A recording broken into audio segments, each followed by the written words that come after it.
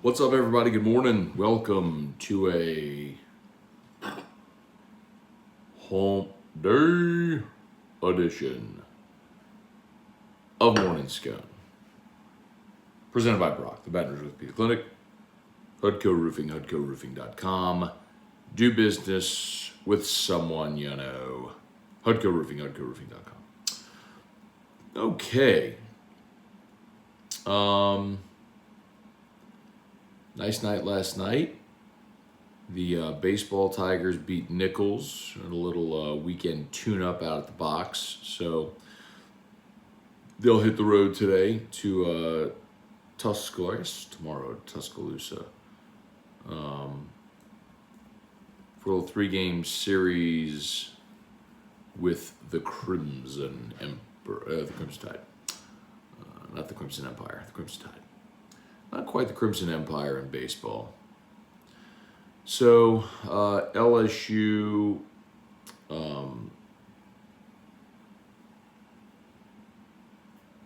beats Nichols 10-6. Really, they were never challenged in this ball game. It was 10-0 in the seventh.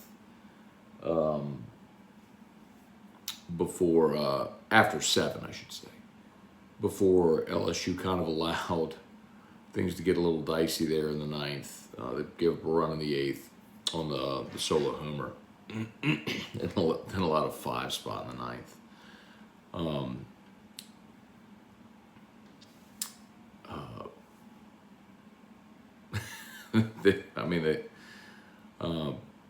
Let's go through it a little bit. So, offense was great. Barry hit a monster homer last night. Josh Pearson hit one. He hit two last night, but his second one was off the batter's eye in dead center, which is just crushed. Game was just never really in doubt. Bryce Collins got the start, and that was interesting. Talked a little bit about that because Ty Floyd had started the midweek the past couple of weeks, and you could tell, man, they're trying. Floyd did pitch in this game. He pitched well, too. They're trying to establish a number 4 guy. So Bryce Collins got the start, went 2 2/3, and didn't allow a hit or a run. Struck out 2, walked 1. Jacob Hasty came in. He did hit a guy, too. Jacob Hasty came in, finished the third, then actually struck out 3 of the 4 batters. He faced them in, faced 4, struck out 3 of them. Then they brought in Ty Floyd, and Floyd pitched well. He went 2 1/3, struck out 4, didn't walk anybody, 1 hit, no runs. I mean, he looked good. It was an overmatched Nichols squad, but when Floyd's in command and can throw an off-speed pitch for a strike, that 93, 94 comes out of his hand pretty effortlessly, and he's tough to handle when he can keep a hitter off balance. And he did that last night.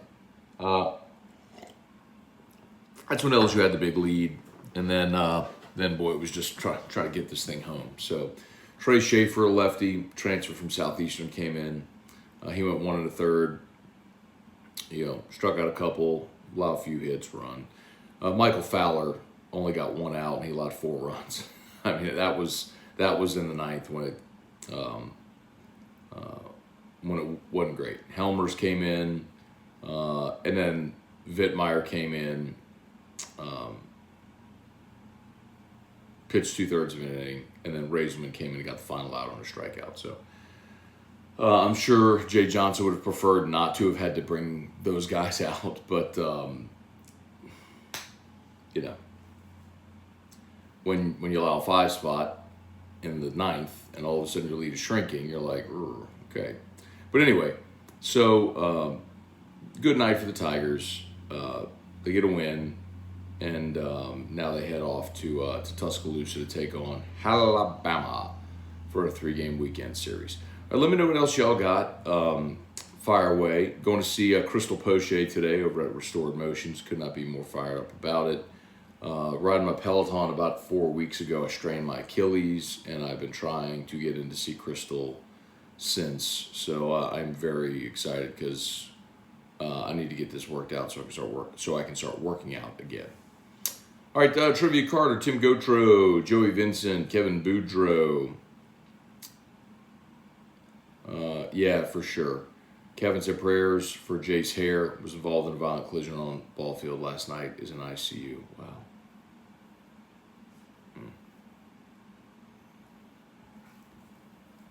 See if we can get an update.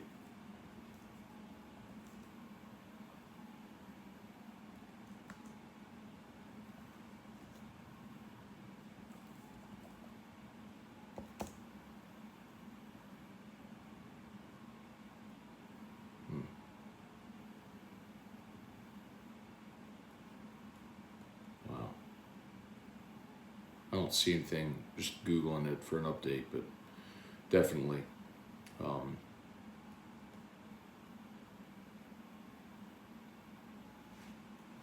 Definitely.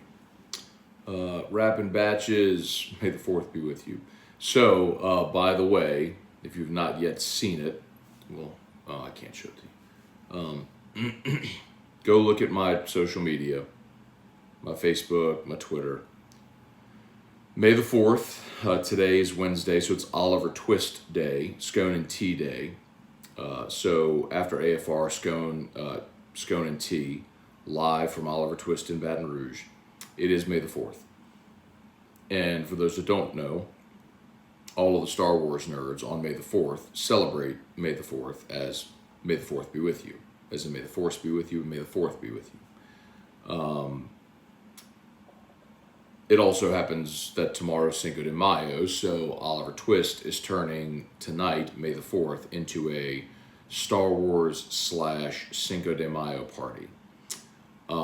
It's actually going to be pretty cool. They've got some really good drink specials tonight.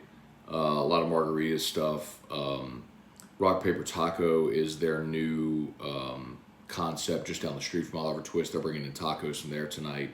So it's going to be a good time. If you were looking for an excuse to party on a Wednesday and a May the 4th or a Cinco de Mayo type party, this would be a good one. And yes, T-Bob will be in full Star Wars regalia.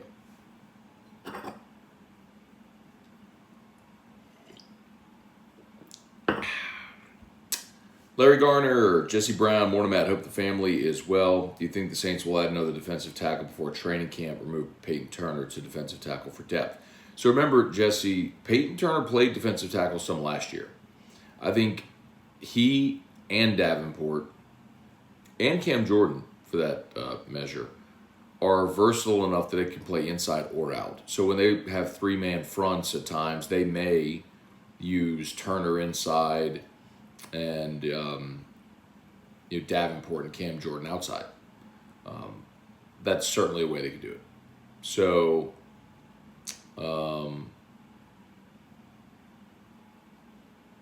anyway, yes. Do I think they'll add another defensive tackle? I would like for them to. Not sure if y'all saw, but they released Jalen Dalton yesterday, which maybe speaks to the fact that they're a little more confident in their group there than we would assume with Onyemata, the guys we mentioned, Shai Tuttle, and of course they drafted the defensive tackle out of Air Force. So maybe they're more comfortable there than we thought. So Matt Lusto, morning. Hope your grandfather is okay. Thank you, Matt. Yeah, man. I didn't mention it yesterday. I did kind of casually mention it on AFR because when I was talking about the Baton Rouge General. But yeah, so my grandfather, who's 89, had a really scary episode a couple nights ago, and is in ICU right now. Thankfully, my mom did CPR on him, saved his life. They were able to take his breathing tube out yesterday. I went and saw him. He was still intubated and was very uncomfortable. So I'm very, very glad that they were able to extubate him yesterday. Be a long road to recovery, but he's still here, man. Tough old dude. But thank you. Eric Wilderotter, morning Matt. Really interesting NIL stuff yesterday. Can you help me understand how this is different from what happened previously, happened under the table? Wouldn't we also have pools of money there? Yeah, so actually, if you go read, so Eric's referring to the conversation we had yesterday with Ross Dellinger. And Ross has a big feature up right now at SI. It's 6,000 words. As he mentioned, it's the longest story he's ever published on not just NIL, but NIL collectives. The collectives are the groups of business people, the groups of boosters that are pooling money to pay recruits and players, basically.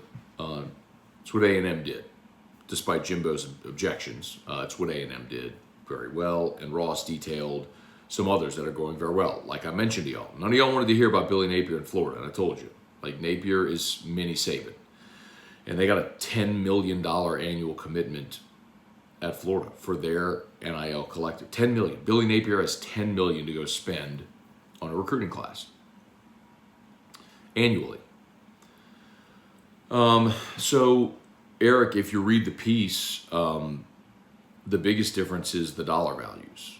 I mean, yes, recruits were getting paid and have been for a long time. The biggest difference now is, since it's above board and a lot more terms are known, the dollar values have gone up. That's the biggest difference. The other thing Ross mentioned yesterday is that the NCAA is next week expected to put forth legislation that would prohibit collectives from paying high school athletes for their commitment, which is fine. The big question is, how do you enforce it? And I'll wait, like everyone else, to see what that's going to look like. Tomorrow is Revenge of the Fifth, not Cinco de Mayo. I get it, like Revenge of the Sith. Trivia Carter, what's up? Taz, all we need now is Quan to sign back with us. You know, Taz, I'll be interested, man. You know, Pete Werner played well last year. You went and drafted the linebacker out of Appalachian State. They may be moving on from Quan. You'd love to have him back. But the question really is, at what price? I mean, he signed his back-to-back years now. He signed a one-year deal. Does he want some more stability? Maybe. And I don't know if New Orleans is willing to give it to him off back-to-back seasons where he was hurt.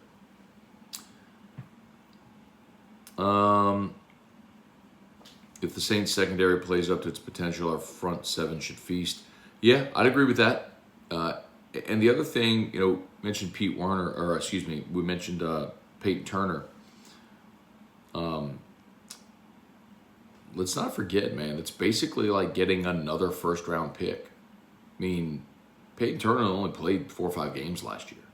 So if he's healthy, I mean, that's essentially like getting another first-round pick on your defense because you didn't really get to use him last year. Stephen Fry, Greg Phillips, Brian Broom, Chuck Sanchez. What's up, Chuck? Get it? Up, Chuck? Courtney Store, they've been asking for it, Chuck. Courtney Store actually had to do it the other day when you weren't even here. Deborah Coward, good morning. Hey, Mark, good morning. How is USM baseball ranked ahead of LSU? They're number 7 in the nation now. Because I think Southern Miss is probably the best team along the Gulf Coast. I'd go with that. Yeah. And the crazy thing, too, is there's 2 players at Southern Miss that are Louisiana kids that would have given an arm to play at LSU and weren't offered by the former staff. At this point, man, there's some misses, man. There are some misses out there with in-state kids. And the shame of it is when you look back at, you know, Skip Bertman's teams or even, you know, Maneri's 09 championship team, you know, you look at the core and it's Louisiana kids who just wanted to play, always wanted to play at LSU. You know, so you got to have those guys. And I hope, it's not to say you don't supplement, you know, with talented players all over the country. You can get an Alex Bregman, of course. You know, you get a Dylan Cruz, of course. You know, but Mikey Matuk from Lafayette, you know, Austin and Aaron Nola from Catholic High. Jared Mitchell from New Iberia. You know, it matters. It matters having those guys. Devin Kelly, what's going on?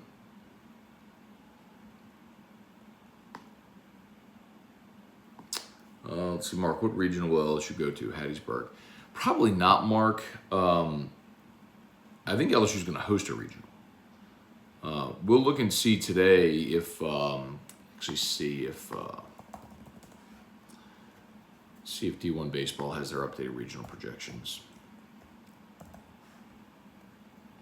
Because last week they had LSU as the second highest 2 seed.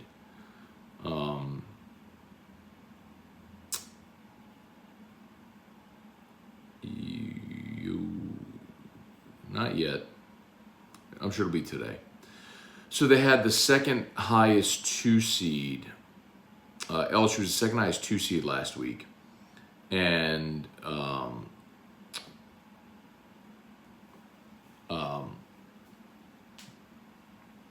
that was before they went and took 2 out of 3 against the number 4 RPI Georgia Bulldogs. So I do think this week in the projections, LSU is going to be a regional host. There might be 16. They might be the last one, but they'll be a regional host this week in the projections. And I think if they get to 17 conference wins, which is very doable, then I think they're a host. They're a lock to host. Ryan Amanda Guidry, Adam Martinez, good morning. Kelly Presley, Jerry DeLucky, what's good, man?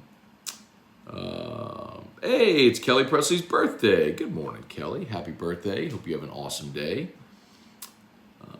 Brent Duga, morning. Will we see the Saints offense drop without Sean? Brent, I'll point out 2 things. You know, I did whenever Pete Carmichael was retained as OC. There were 3 seasons that Pete Carmichael called plays for the Saints, where Sean Payton handed over play calling duties. All 3 of those seasons, the Saints were top 5 in the NFL in offense. Including 2012, where I believe they were second in offense, and Sean Payton wasn't even there at all, as you remember, this bounty game. So I think it's less about Sean not being there, and it's more about how productive can Jameis be. And we've seen him throw for 5,000 yards in a season before, and I think he can do it again. And especially with a healthy Mike Thomas, you bring in Chris Olave, you get your healthy offensive line back. Yeah, I'm excited about it, man. I'm excited about this team. Melanie Willis, good morning. How's Drew in his arm? Thank you for asking, Melanie. He's doing well. I had Miracle League last night, so got to go see Drew play a little bit. He was the home run hitter in the first inning, so he got to hit a homer, which means he basically just tapped the ball off the tee and walked around the bases. And then playing in the outfield. When I say playing in the outfield, I mean he was just like playing around in the outfield, like chasing Roro, who was his buddy out in the outfield, and his Aunt Lauren, they call her Roro. And so every player has a buddy who makes sure they don't get hurt or that sort of stuff. So, but he's doing well, thanks.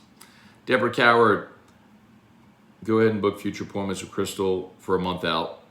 You can cancel the appointment if you're doing fine. That way you don't hurt so bad. Yeah, I know. I need to do that, Deborah. It's not bad. Piece of advice for everybody. But she's a magician. I'm hoping she gets my Achilles all worked out today so I can start riding again. I'm going on vacation in about 3 weeks. We'll be at the beach. I need to drop some LBs. Let's see what the bombs LSU hitters are hitting. They should have an air raid siren going every time they launch one. Kirk Taylor, Jason Horn, Travis Roy. Isn't the Niners free agent we signed a defensive tackle? Yes. Curious what role. We talked about that a little bit. What role? More of a depth rotational piece. But yes, everyone send prayers, good vibes to our voice of the Tigers, Jim Hawthorne. Lynn Rollins said on telecast he wasn't in good shape. We'll ask about that. I know Gordy stays in touch with him. We'll find out. Rude Yule. Rumor is the wide receiver from Pitt's getting $3 million and a house from USC. They did it for Reggie Bush.